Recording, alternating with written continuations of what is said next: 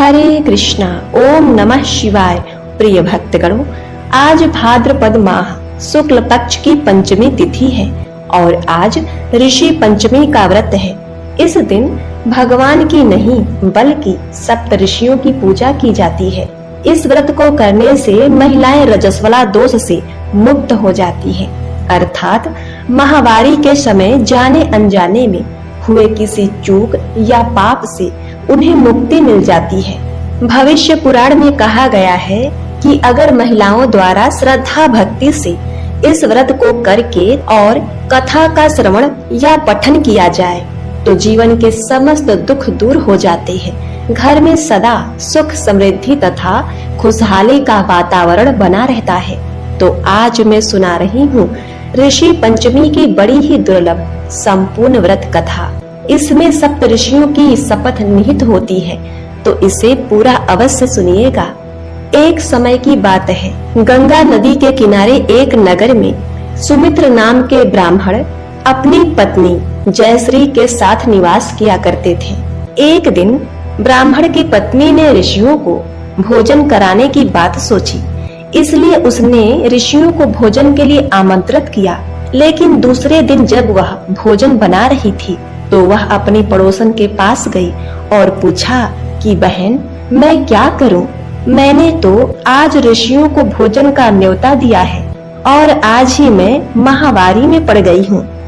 पड़ोसी ने कहा कि तू 7 बार नहा ले और 7 बार कपड़े बदल ले और फिर खाना बना ले।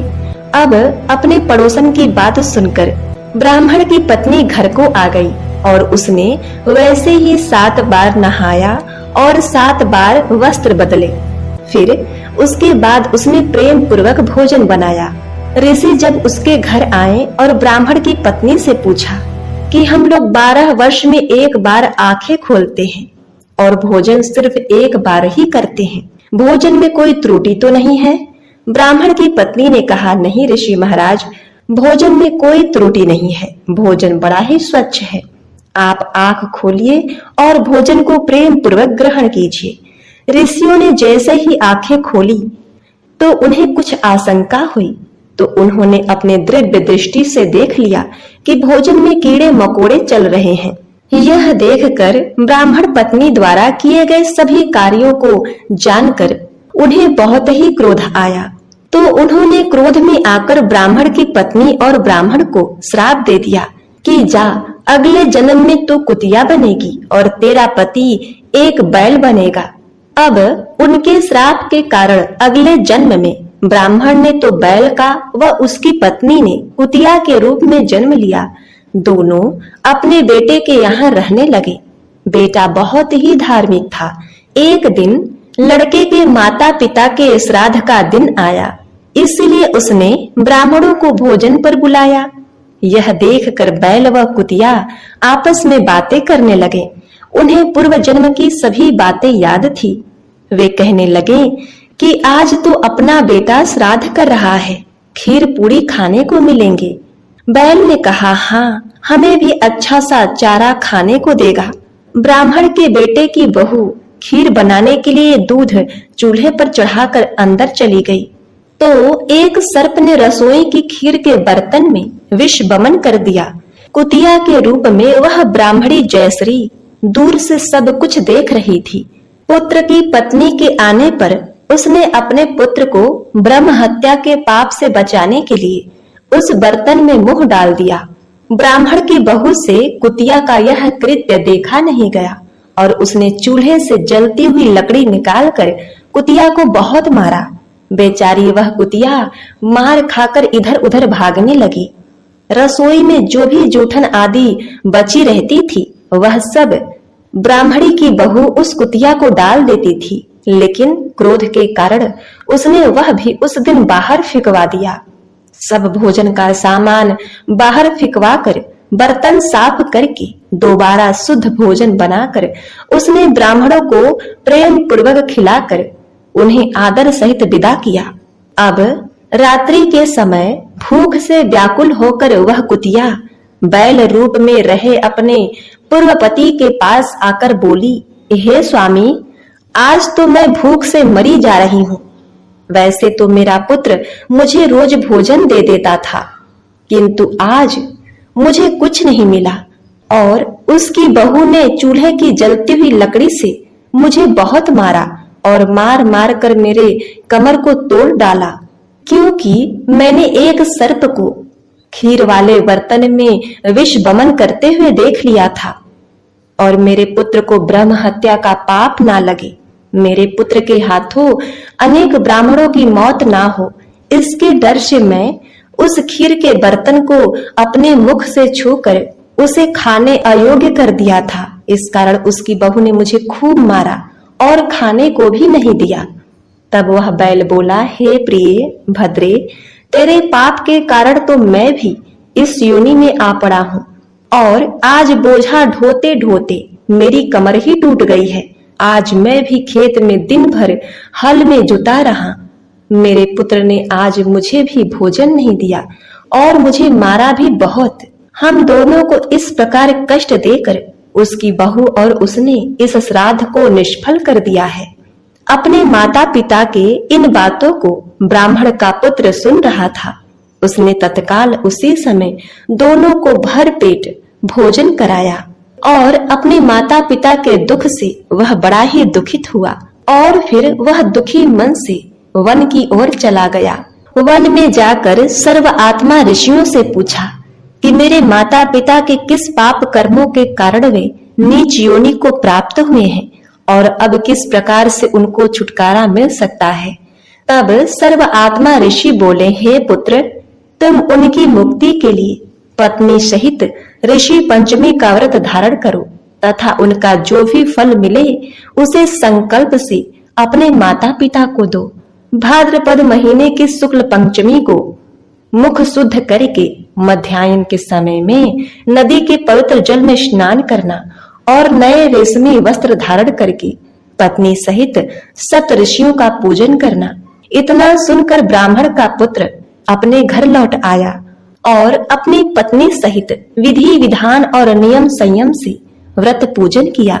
उसके पुण्य से उसके माता पिता दोनों पशु योनि से छूटकर वैकुंठ धाम को गए।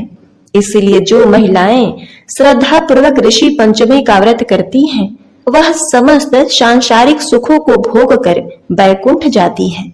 इसी संबंध में ब्रह्मा जी राजा श्रुत्राश्व से कहते हैं, उन्होंने बताया कि विदर्भ देश में उत्तक नाम के एक सदाचारी ब्राह्मण निवास किया करते थे।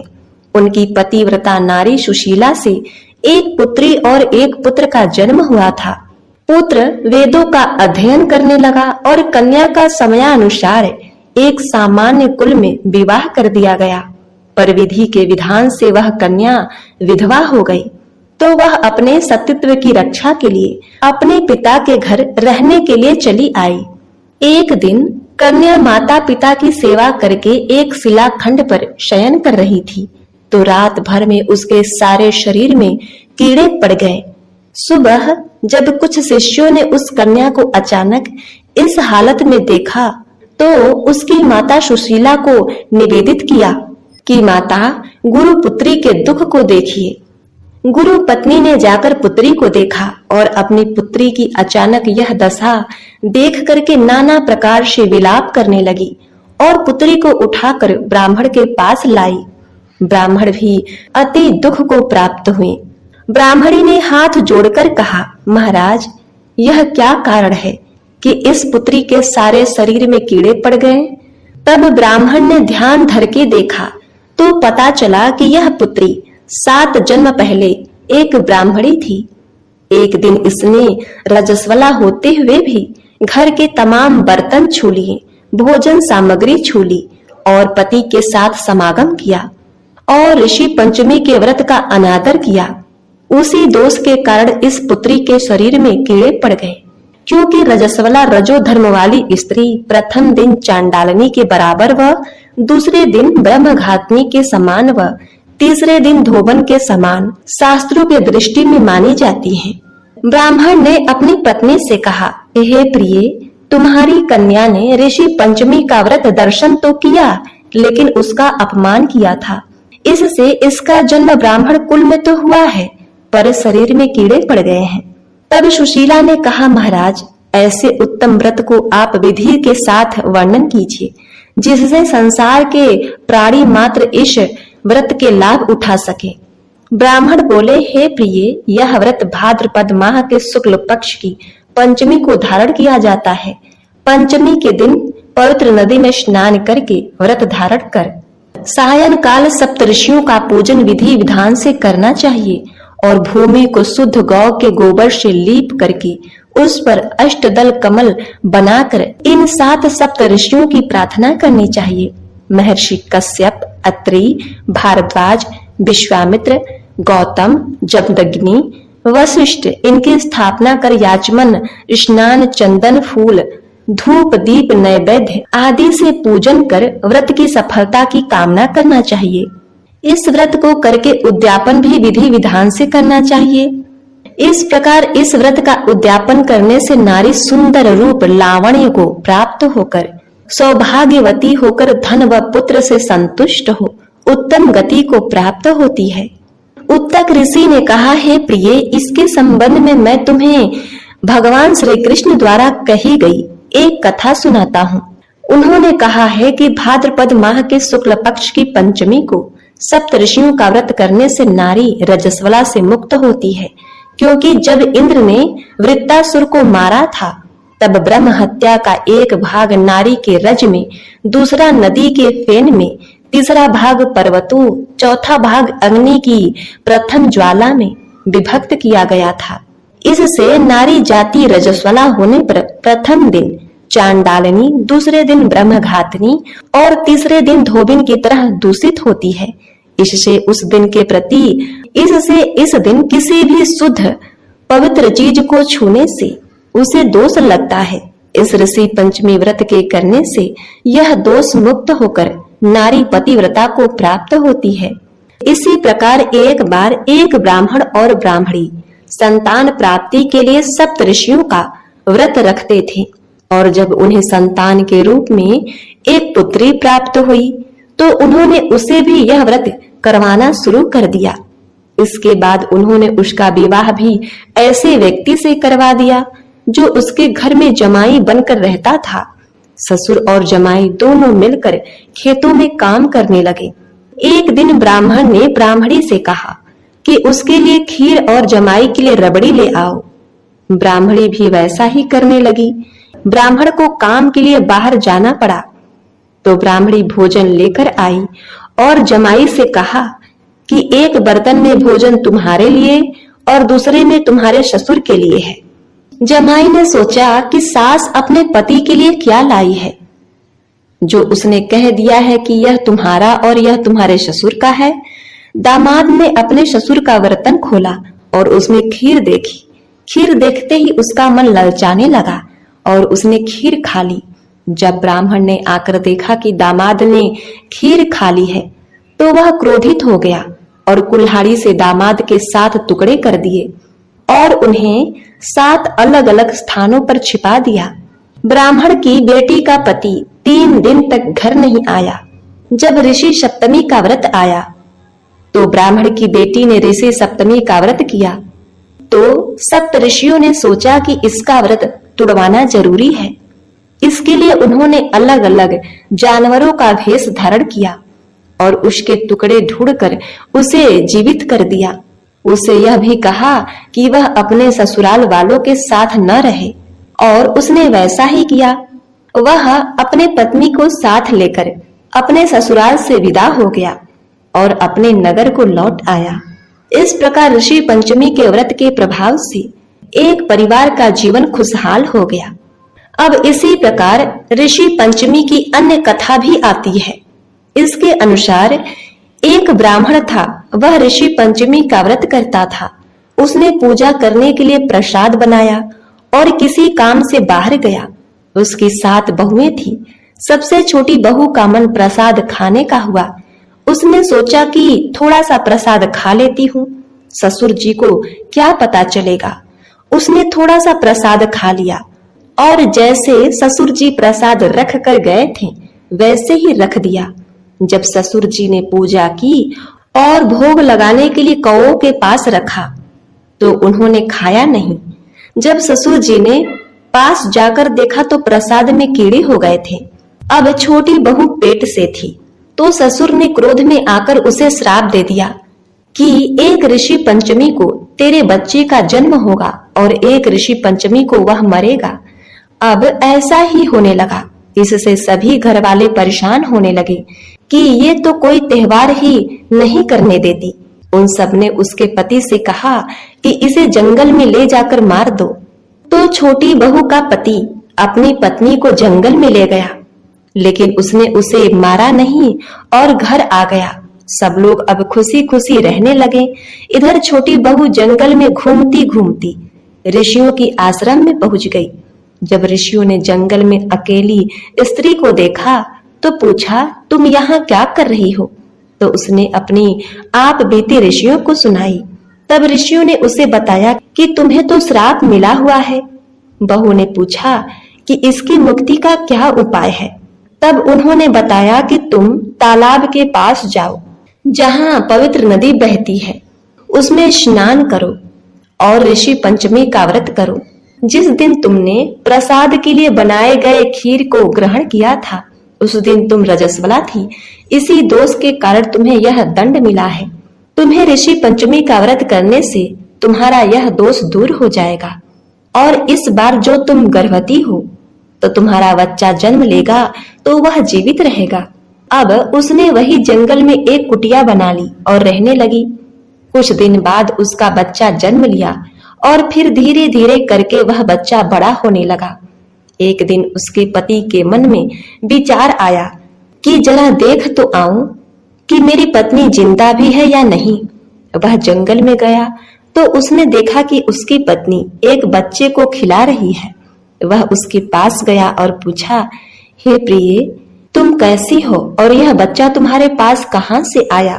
तब उसने सारी बात बताई कि कैसे उसका दोष दूर हुआ और यह बच्चा जब आपने मुझे छोड़ा था उस समय मैं आपसे ही गर्भवती थी। यह सुनकर वह बहुत ही खुश हुआ और वह अपने बच्चे और पत्नी को लेकर घर आया तथा अपने घर वालों को सारी बात बताई। सारे घर वाले बहुत प्रसन्न हुए और छोटी बहू व उसके बच्चे का खूब स्वागत हुआ। सब लोग आनंद पूर्वक खुशी से रहने लगे। तो बोलिए सप्त ऋषि महाराज की जय। प्रिय भक्तगणों, इस कथा के अंत में आइए अब श्रवण करते हैं धर्मराज की कथा। इसके बाद यह कथा संपूर्ण होगी। एक बूढ़ी महिला थी। वह धर्म पुण्य बहुत अधिक करती थी। वह बुढ़िया माई इतना अधिक धर्म पुण्य करती थी कि उनके धर्म पुण्य करने के कारण उनका घर बार सारा खाली हो गया। उसने अपने घर की सभी आवश्यक वस्तुएं दान कर दी। इसी तरह फिर एक दिन उनके अत्यधिक धर्म पुण्य करने के कारण धर्मराज जी का सिंहासन हिलने लगा। तब धर्मराज जी कहने लगे कि ऐसा कौन दानी हो गया जिसने धर्म पुण्य करके मेरे सिंहासन को हिला दिया। इसके पश्चात धर्मराज जी कहने लगे, अगर यह दानी इसी प्रकार दान पुण्य करता रहेगा तो यह मेरे सिंहासन को छीन लेगा। अपने दूत से कहा कि तुम जाकर इस दानी का पता लगाओ। और फिर धर्मराज जी के दूत दानी का पता लगाने हेतु धरती पर आकर एक कोढ़ी व्यक्ति का रूप धारण कर लिया और फिर वह कोढ़ी रूप धारण करके उसी गांव में आ गया जहां वह बुढ़िया रहती थी। वह कोढ़ी सारे दिन गांव में कपड़ा मांगते हुए घूमता रहा, लेकिन किसी ने उसे तन ढकने के लिए कपड़ा नहीं दिया।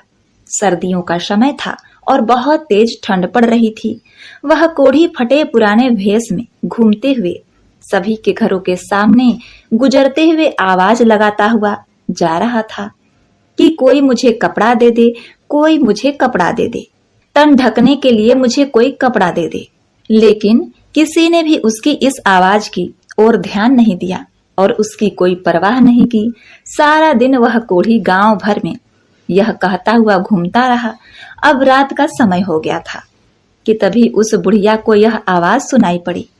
तब वह अपनी बहू से कहने लगी, बहू उठो, जाकर देखो कि बाहर कौन है। मुझे यह किसी भिखमंगे की आवाज लगती है। उसे सर्दी लग रही है, शायद तुम बाहर जाकर देखो और उसे पूछो कि उसे क्या चाहिए।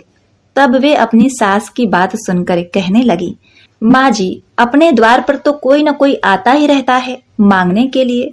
न आप दिन में चैन लेती हैं और ना ही हमें रात में सोने देती हैं। रात के 12 बज गए हैं। अब इस समय हम बाहर नहीं जाएंगे। आपको तो नींद आती नहीं और हमें आप सोने नहीं देती।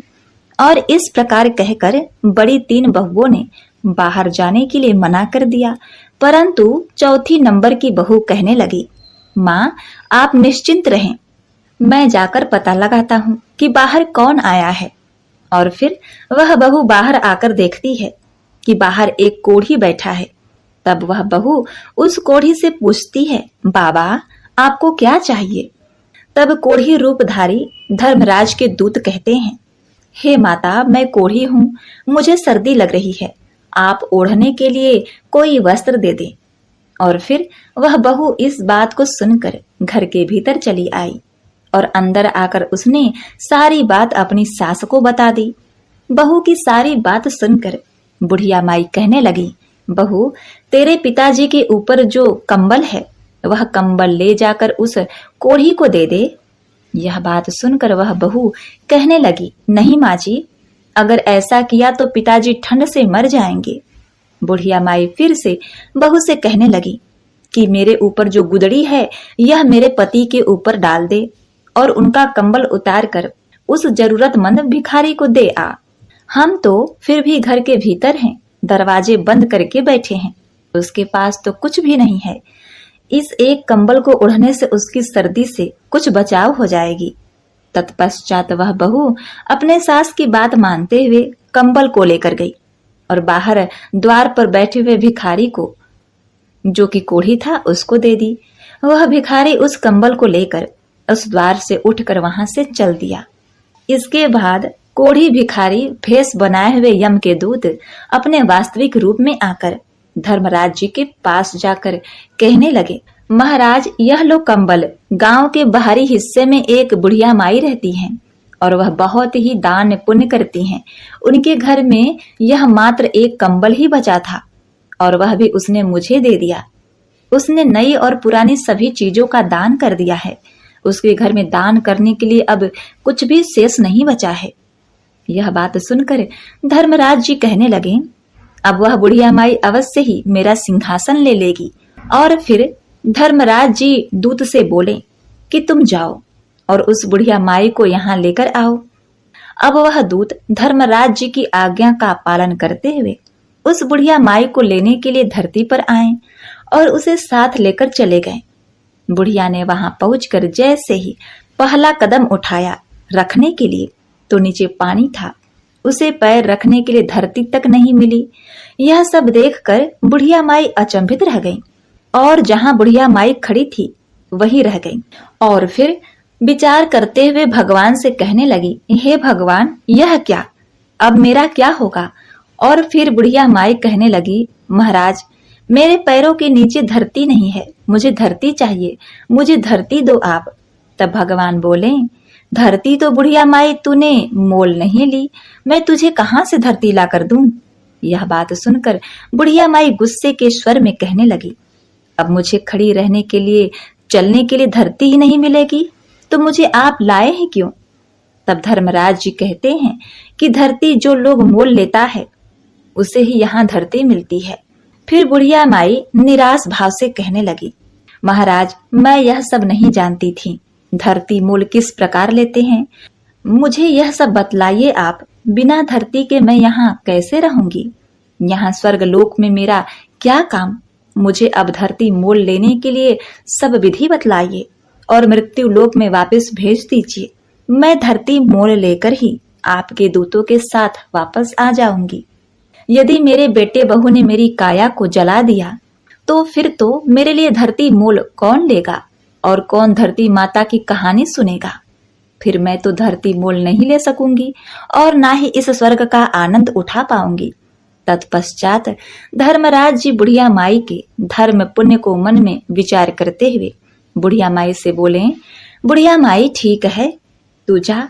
और फिर यह कहकर धर्मराज जी ने अपने दूतों को बुढ़िया माई के साथ धरती पर भेज दिया। उधर बुढ़िया माई रात में ही मर गई थी। अब जब सुबह हुई तो बेटे और बहू उनके अंतिम संस्कार की तैयारी करने लगे। जब सभी तैयारियां हो गई तब उनके बेटे अर्थी को उठाकर लेकर चले। अभी वह अर्थी के साथ आधे रास्ते में ही पहुंचे थे कि तभी वह बुढ़िया माई कहने लगी, बेटा तुम मुझे कहाँ लेकर जा रहे हो? तब उसका बड़ा बेटा कहने लगा, माँ इतनी जल्दी तू भूतनी कैसे बन गई? तब बुढ़िया माई कहने लगी, नहीं बेटा मैं तो तेरी माँ हूँ, मैं 7 दिन के लिए यहाँ आई हूँ। 8वें दिन मैं यहाँ से वापस चली जाऊंगी। मुझे धर्मराज जी ने यहाँ भेजा है। धर्म पुण्य तो मैंने बहुत किए, लेकिन धरती माता की मैंने कभी कहानी नहीं सुनी। मैंने धरती मोल नहीं ली, इसीलिए मुझे वहां धरती नहीं मिली। जहां भी मैं पैर रखूं वहां पानी ही पानी है। मेरे प्रार्थना करने पर धर्मराज जी ने मुझे यहाँ धरती माता की 7 दिन की कहानी सुनने के लिए भेजा है। बेटा ब्राह्मण को बुलाकर आज के दिन से ही मुझे धरती माता की कहानी सुनाना शुरू कर दो। 7 दिन कहानी सुनकर उद्यापन करके 8वें दिन मैं वापस वहीं चली जाऊंगी और फिर दोबारा लौटकर कभी नहीं आऊंगी। बुढ़िया माई के बेटे सब बात सुनकर असमंजस में पड़ गए। तभी एक बुजुर्ग पंडित कहने लगा, बेटा तुम्हारी माँ भगवान के दरबार में जाकर आई है और अपनी काया में फिर से आ गई है। यह सब सच कह रही है। भगवान ने ही इसे यहाँ भेजा होगा। इसे घर ले जाओ, इसे जलाओ मत। बुजुर्ग पंडित की यह बात सुनकर और समझकर सभी लोग बुढ़िया माई को लेकर घर वापस आ गए। बुढ़िया माई के घर में पैर रखते ही उनसे प्रेम करने वाले लोगों की भीड़ लग गई। वहां औरतें भजन गा रही थी। जब बहुओं ने यह देखा कि बुढ़िया माई को वापस ले आए, तब बहुएं कहने लगी, अम्मा नहीं मरेगी, यह तो हमें मारकर ही दम लेगी। घर में इसने झाड़ू लगा दी, सुई तक भी इसने घर में नहीं छोड़ी, सब का सब इसने दान कर दिया। घर में एक नमक चुटकी तक नहीं है, अब और फिर यहाँ आ गई। बहू की यह सब बात सुनकर बुढ़िया माई कहने लगी, बेटा मैं तो किसी को नहीं मार रही। बेटा तुम सबने मुझे नहला तो दिया, अब ब्राह्मण को बुलाकर उनसे मुझे धरती माता की कहानी भी सुना दो। 7 दिन मैं ये कहानी सुनूंगी और आगे मुझे धरती मिल जाएगी, तो बेटा फिर से मैं वापस वहीं चली जाऊंगी। प्रिय भक्तगणों, और फिर उनके बेटा बहू ने 6 दिन तक बुढ़िया माई को लगातार ब्राह्मण को घर में बुलाकर उसे कहानी सुनाई। 7वें दिन पानी का भरा हुआ इकलौता रोली मोली 5 सवा नाल का धागा, गुड़ की डली लेकर बुढ़िया माई अपनी बहू से कहने लगी, चलो बेटा तुम सब मेरे साथ पीपल के नीचे चलो। वहां चलकर हम सब बैठकर धरती माता की कहानी सुनेंगे। आज मेरे इस व्रत का उद्यापन करना है, तुम भी सब चलो। तुम सब भी इस कथा को सुनना, जिससे तुम यह पीड़ा दुख से उबर जाओगे। और फिर वह बुढ़िया माई अपनी सभी बहुओं और ब्राह्मणों को लेकर पीपल के पेड़ के नीचे गई। वहां बैठकर ब्राह्मणों ने धरती माता की कहानी कही और बुढ़िया माई तथा सब लोगों ने कहानी सुनी। कहानी की हुंकार दिए धरती माता की कहानी को पूरा किया और 5 रुपए की गुड़ की डली तथा धागा पीपल के जड़ में दबा दिया। फिर बुढ़िया माई हाथ जोड़कर कहने लगी, लो धरती माँ, इसे स्वीकार करो। धरती माँ, अब मैंने तुम्हें मोल ले लिया है। मेरे सभी पाप तुम अपने में समेट लो। मुझे आगे धरती मिलनी चाहिए, मुझे फिर यहाँ न आना पड़े। इस प्रकार से बुढ़िया माई ने 7 दिन तक धरती माता की कहानी सुनकर बुढ़िया माई की बहुओं ने धरती माता की कहानी सुनकर उद्यापन कर दिया। इस प्रकार बुढ़िया माई ने धरती माता की कहानी कही, उनका व्रत किया और स्वयं भी उद्यापन किया। बहू से भी उद्यापन करवाया और फिर जब सभी घर में लौटी तब बुढ़िया माई बहू से कहने लगी, बेटा आज मेरा यहाँ आखिरी दिन है, आज मुझे सभी प्रकार का भोजन करा दो। मैं चली जाऊंगी और फिर दोबारा लौट कर कभी नहीं आऊंगी। तब बहुएं उनसे कहने लगी, क्या खिलाएं और कहाँ से लाएं? घर में तुमने कुछ छोड़ा भी है क्या? तब बड़ी बहू उन सभी को कहने लगी, कोई बात नहीं, तुम इतनी कड़वी मत बोलो, मैं सब कुछ प्रबंध अपने आप कर लूंगी। मैं अभी पड़ोसन में जाकर आती हूँ, माँ के लायक भोजन तो मिल ही जाएगा। और यह सब बोलकर बड़ी बहू अपने आस पड़ोस के घर में जाकर किसी से कुछ मांगा तो किसी से कुछ मांगा। इस प्रकार उसने अपनी सास के लिए सभी प्रकार का भोजन तैयार किया और फिर सास को प्रेम पूर्वक भोजन कराया। बुढ़िया माई अपने बहू को बोली, बेटा तुम सब भी भोजन खा लो। और फिर सभी ने थोड़ा थोड़ा भोजन खा लिया। तब बुढ़िया माई उनसे फिर कहने लगी, बेटा मैं कल सुबह 4 बजे यहाँ से चली जाऊंगी और अब यहाँ नहीं रहूंगी। आज यहाँ मेरा आखिरी दिन है। अब 12 बज गए हैं, तुम भी सभी जाकर सो जाओ। बेटे के मना करने के बाद भी उन सभी को बुढ़िया माई ने सोने को भेज दिया। सभी अपने अपने स्थान पर सोने चले गए। अब अपने निर्धारित समय पर भगवान का विमान आया। आगे वहां जाने पर बुढ़िया माई को अब धरती मिल गई। अब बुढ़िया माई भगवान से कहने लगी, हे भगवान, अब आप मेरी एक इच्छा और पूरी करो। तब भगवान कहने लगे, तुम्हारी अब कौन सी इच्छा पूरी करूं? तब वह बोली कि मैंने घर में कुछ भी छोड़कर नहीं आई हूं। मैंने सब कुछ दान में दे दिया, यहाँ तक कि मैंने गुड़, चाय, नमक यह तक भी नहीं छोड़ा। अब मेरे मरने के बाद मेरे बेटे बहू मेरा विधि विधान से अंतिम संस्कार 13वीं कैसे करेंगे? जो मैंने दान धर्म किया है उसे 4 गुना करके आप लौटाइए। तब भगवान बोले, ठीक है, मैंने दिया तेरा किया हुआ दान धर्म तेरे बहू बेटों को 4 गुना करके मैंने उन्हें लौटा दिया। बुढ़िया माई, अब तेरे घर में हर चीज की मौज रहेगी। उधर जब सुबह हुई तो छोटी बहू उठकर सभी से कहने लगी कि उठ जाओ, चाय पी लो। सासू माँ ने तो खूब भोजन किया हुआ है, वह तो अब उठेगी ही नहीं। और फिर वह जेठानी के पास जाकर कहने लगी कि जाकर संभालो अपनी सास को, तुम उनकी लाडली बहू हो। वह तो अकड़ के सोई है और अब उठती ही नहीं है। तब बड़ी बहू उससे कहने लगी, अकड़ के वो क्या सोएंगी? उनके बताए अनुसार 7 दिन बीत गए हैं, आज 8वां दिन है। सासू तो चली गई होंगी। और फिर छोटी बहू कहने लगी कि जाकर संभाल लो अपनी सास को। बड़ी बहू ने जल्दी जल्दी आकर सास को देखा और फिर दौड़ती हुई अपने पति के पास आकर कहने लगी, आप क्या नाश्ता कर रहे हैं? माँ तो गई, माँ भगवान के पास चली गई, उन्हें लाकर अंगना में सुला दो। सभी ने बुढ़िया माई को लाकर अंगना में सुला दिया।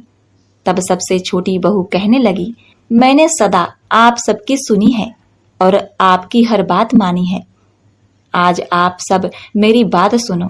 तब सभी कहने लगे, बताओ। तब वह कहने लगी कि इस लोटे में भरे हुए पानी से सासू जी के छींटे लगा दो। नहलाई धुलाई तो पहले से ही कर दी है, अगर आप लोग रोएंगे तो फिर वापस आ जाएंगी। इसे पानी का छींटा देकर ही शमशान घाट उठा ले जाओ। तुम 4 भाई बहुत हो, 5वीं की कोई जरूरत नहीं है। और उठा ले जाओ यहाँ से फटाफट और जला के आ जाओ, जिससे कि इनकी गति हो जाए। तब सारे भाई आपस में बात करने लगे कि पहले भी हम लोगों को इकट्ठा करके शर्मिंदा हो चुके हैं, अब बिना देर किए इनका कहना मान लेते हैं। ऐसा विचार करके सभी भाइयों ने बुढ़िया माई को उठाया और चल दिए जलाने के लिए और शमशान की ओर ले गए। तब रास्ते में पीपल के नीचे बैठी हुई कुछ औरत जो कहानी सुन रही थी। बुढ़िया माई के बेटे को इस भांति जाते हुए देखकर वह समझ गई और एक दूसरे से कहने लगी कि बैसाख माघ का पावन महीना है, बुढ़िया माई तो मर गई और बहुओं ने भजन तक भी नहीं गवाए। चलो हम सब वहां भजन गाने के लिए चलते हैं, 2-4 राम के नाम लिए जाएंगे।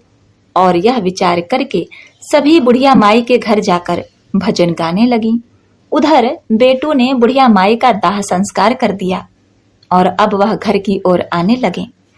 उन्हें आता हुआ देखकर भजन गाने वाली औरतें बुढ़िया माई की बहू से कहने लगी कि बहू जाओ और दरी लेकर आओ, यहाँ दरी बिछा दो। तब वह कहने लगी कि जब हमारे घर वाले आएंगे तभी हम दरी बिछाएंगे। तब वह भजन गाने वाली औरतें कहने लगी कि लो आ गई सभी लोग, अब तो दरी बिछा दो। फिर दरी बिछाई गई। भजन गाने वाली औरतों ने खूब भजन गाई और भजन गाने के पश्चात अपने अपने घर को चली गईं। अब दरी पर बैठी हुई बुढ़िया माई के बेटे एक दूसरे के मुंह को ताकने लगे और कहने लगे कि अब क्या करें, क्या न करें, कहाँ से चाय पानी का प्रबंध करें। माँ तो गई और घर में कुछ भी नहीं छोड़ गई। अब अड़ोसी पड़ोसी भी आपस में चर्चा करने लगे कि चलो भाई, आज तो बुढ़िया माई के परिवार को चाय पानी पिला आए। उनके बेटों के पास तो फूटी कौड़ी नहीं है, उनको रोटी पानी खिलाएं। आज ही उनकी माँ मरी है, अब की बार तो वह मर गई है। आज तो खिला पिलाकर आते हैं, कल से वे अपना खुद देख लेंगे। तब उसमें से एक आदमी बोला कि ठीक है, आज मैं जाता हूँ, उसके घर में उन्हें चाय पानी देकर आता हूँ और उनका हाल चाल भी पूछ कर आऊंगा। और फिर उस पड़ोसी ने अपने घरवाली से चाय नाश्ता बनवाया और फिर चाय पानी लेकर वह बुढ़िया माई के घर की ओर चल पड़ा। उधर बुढ़िया माई के बेटे की बड़ी बहू अपने परिजनों को चिंता मग्न देखकर घर के भीतर गई और फिर जैसे ही उसने बुढ़िया माई की संदूक खोला तो उसमें नोटों की गड्डियों को देखकर वह दंग रह गई। रसोई में गई तो वहां आटे के बोरे, गुड़, खाड़ के कट्टे भरे हुए मिले। उसे नमक, मिर्च, सब मसाले, सब सब्जियां मिली। रसोई सब सामग्रियों से युक्त थी। यह देखकर वह बहुत ही प्रसन्न हुई कि माँ अपने बेटे पोतों के लिए बहुत दान धर्म करती थी। यह सासू माँ की कृपा से ही धन हमारे घर में वापस आया है। यह सोचकर वह खुशी खुशी बाहर आई और अपने पति से बोली कि आप एक बार अंदर जाइए। तब उसका पति कहने लगा कि अभी अभी तो माँ का दाह संस्कार करके आए हैं, किसी के घर में कैसे जाएं, किसी से क्या मांगे, क्या करें, थोड़े देर तो शांति रखो। तब वह बहू बोली कि आप एक बार अंदर तो जाइए, बाहर कहीं जाने की कोई जरूरत नहीं, आप अपने घर में जाइए। यह सुनकर वह अंदर गया और अपनी पत्नी के कहे अनुसार उसने संदूक को खोलकर देखा तो उसने देखा कि माँ के संदूक में तो नोटों की गड्डियां भरी हैं। फिर वह बोली कि अब रसोई में चलिए। फिर वह रसोई में गया तो वहां पूर्ण सामग्री से भरी हुई रसोई को देखकर अपनी पत्नी से कहने लगा कि माँ ने तो हमें बहुत अधिक धन देकर चली गई है। और फिर वह दोनों बाहर आए और दरी पर बैठ गए। फिर थोड़ी देर बाद बड़ी बहू अपने देवरानियों से कहने लगी कि उठो और चूल्हे पर चाय चढ़ाओ, चावल चढ़ाओ, रोटी और सब्जी बनाओ, कांधा देने वालों को भोजन कराओ, हमारे घर में सब कुछ है, तुम अंदर जाओ और जाकर सब प्रबंध करो। यह सुनकर सभी बहुएं अपने अपने कमरों में गईं। सभी ने अपने अपने संदूक खोली। बड़ी बहू के संदूक में 4 गुना धन मिला, बाकी सबके संदूक में थोड़ा थोड़ा और छोटी बहू का जैसा था वैसा ही रह गया था, क्योंकि उसने बुढ़िया माई की कभी सेवा तो नहीं की थी। प्रिय भक्तगणों, इधर जब वह पड़ोसी चाय तैयार करके उसके घर में पहुंचा तो वह देखता है कि चूल्हे पर आग जल रही है, कहीं सब्जी, कहीं चाय, कहीं रोटी तो कहीं दाल पक रही है। यह देखकर पड़ोसी विचार मग्न हो गया और सोचने लगा कि इसका तो सब काम बड़े अच्छे से चल रहा है। ऐसा मन में विचार करता हुआ वह पड़ोसी बुढ़िया माई के बेटे से कहने लगा कि चाय लेकर आया हूँ, आप सब चाय पी लीजिए। तब बुढ़िया माई का बेटा बोला, ठीक है, चाय तो दे दो, परंतु रोटी मत लाना हमारे लिए, रोटी हमारे घर में हम अपने आप बना लेंगे। हमारी माँ हमें सब कुछ देकर गई है, उसने हमारे लिए दान पुण्य किया था, वह हमें उसका 4 गुना देकर चली गई है। यह धरती माता, जैसे आपने बुढ़िया माई का अगला और पिछला सुधार दिया, वैसे ही सबका सुधार करना। जैसे बुढ़िया माई को धरती मिली, वैसे ही धरती सबको मिले। सबके घर में अन्न धन के भंडारे भरना। कोई भी प्राणी अपने घर में भूखे पेट ना सोए, सबके क्षुधा को शांत करना। जय हो भादों की भूमि माता, जय हो धरती।